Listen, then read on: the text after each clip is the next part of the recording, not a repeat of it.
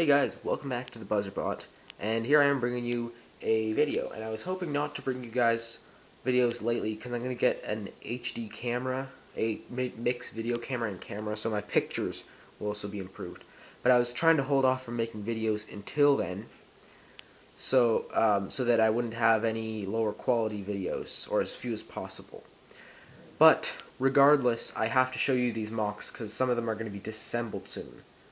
And the first one I'm going to be showing you is Pulse 2.0, Hero Factory Racers, Pulse 2.0, with the Rollcage. Now, first of all, I'd like to point out that Hero Factory Racers are Lego Jang's idea, and even though he says yes to all people, you should at least try to ask him, which is what I did. And what you may notice that this also looks slightly like the tumbler from the Dark Knight trilogy of movies. That wasn't originally the intention of the vehicle to look like that, but that's what it ended up kind of looking like. I kind of took some design cues as I noticed that it started to look like that. It was originally supposed to be more cage/van-like. And there's the pilot Pulse 2.0 inside the cockpit. He has a little controls there and a steering wheel. I'll take him out so we can see a bit more of the inside. And it's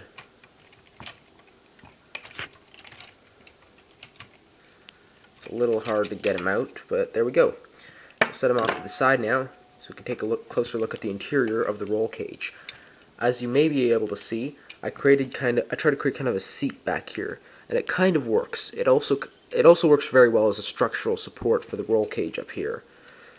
And also, it has a little control panel back there with little instruments and a movable steering wheel.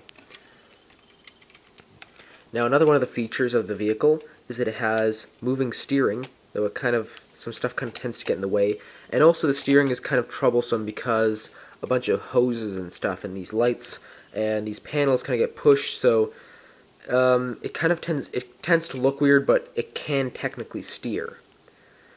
And that was kind of difficult to do while having the wheels connections to the outside to make it look like the tumbler. But I managed to do it, and there you go. It's kind of unsightly to have these little bushings here, but there's nothing I could have done that I can think of. And also, I have a little gear shifter on each side, just as a detail. It doesn't really connect anything. And I have some kind of like side bumpers along here. Paneling goes up to here. The picture that I put on DeviantArt, and for those of you who don't know, DeviantArt is a website where you can post pictures, and that's where I actually, that's the only other place that I post my MOCs. But anyway, there's this paneling here is just to kind of cover up a lot of the holes. And I was originally considering several colors for this, like blue, orange, yellow. Yellow was actually pretty late in the design time. I actually almost made it yellow.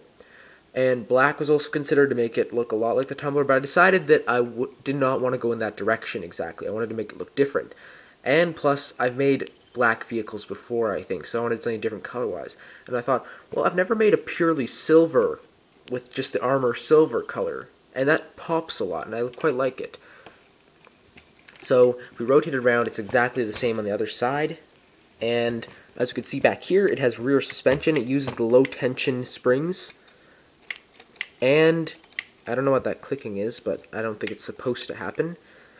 And also, finally, it has a pullback motor, as in the tradition of all the Hero Factory racers that Lego Jang made. Now, unfortunately, this pullback motor is kind of old, and I don't think it has a lot of strength, so even though it does work, and it will accelerate it slowly, it'll spin fast on its own here, but if you actually put it on the ground, which I can't really do because the set is so small, but I can try a bit, it doesn't accelerate very fast, as you can see, and that's because this is quite a large, heavy vehicle, and the tires are quite heavy, as mentioned previously. And I've explained that in the story, and the vehicle is very heavy, and it doesn't have very good acceleration, though it is very hard to stop, so if it's in a crash, if it's in like a pile-up with cars, it'll simply plow through them. Now, another story idea of this vehicle is that it has very good crash survivability with a very solid roll cage and very good side bumpers. And it's very good in crashes. Like if you go upside down, it does not crush the crew compartment. Now, some of the downsides of this vehicle in story is that it has very bad steering. It has not a particularly high speed, and it has very poor acceleration. But it has very good crash survivability. It has very good maintaining of speed, and it's quite efficient. And it's fairly efficient on fairly straight, long stretches of difficult terrain. So that is the Rollcage. Now let's get on to the driver, Pulse 2.0. So as you can see, he uses the kind of orangish yellow color for his hero core and head, and he uses the standard surge blue for the rest of his body, and he uses the next head plate. Now, I'm going to start off by saying that Pulse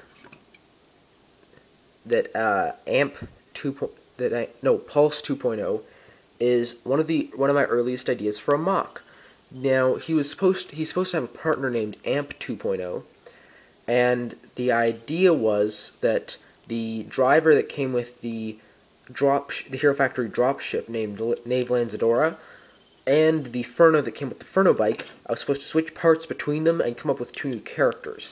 And the idea was 2 new characters named Pulse and Amp that were both mechanical engineers for the Hero Factory. And Pulse and Amp designed the dropship, they designed the Furno Bike, and many other early on Hero Factory devices. And they're also kind of based off of the Mythbusters. Like, Pulse's first name is Adam, and Amp's first name is Jamie.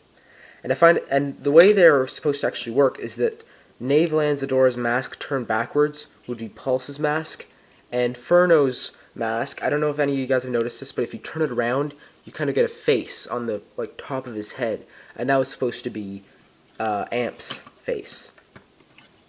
But that's them, and though I've tried to make many versions, like 2.0, 3.0, 4.0 versions of Pulse and Amp, none have materialized until today. But Pulse has had a MOC now, and Amp will soon be getting a Hero Factory racer also, I hope. I'm planning one at least. And I'm going to be coming out with several others. Like I was thinking Caliber. Caliber will take a while because I need to buy a set with Technic treads in it. But they don't sell those in Toys R Us anymore. But I do know an internet store that sells them, so I'll have to, when I get $30 or so, buy it off of there. But that'll be at least another week or 2 before you get a Caliber. I've built a small Caliber. It's really cool, you guys. I can't wait to show it to you guys. But I'm also going to be building a Commodore racer. I was thinking, I built the small hero, but I'm planning on making his vehicle like a lunar rover. And also, we should be expecting an Amp and a couple of others that I haven't really thought that much of. But anyway, that is Pulse 2.0, Hero Factory Racers, and the Rollcage. Hope you guys enjoyed this review, and I'll see you guys later.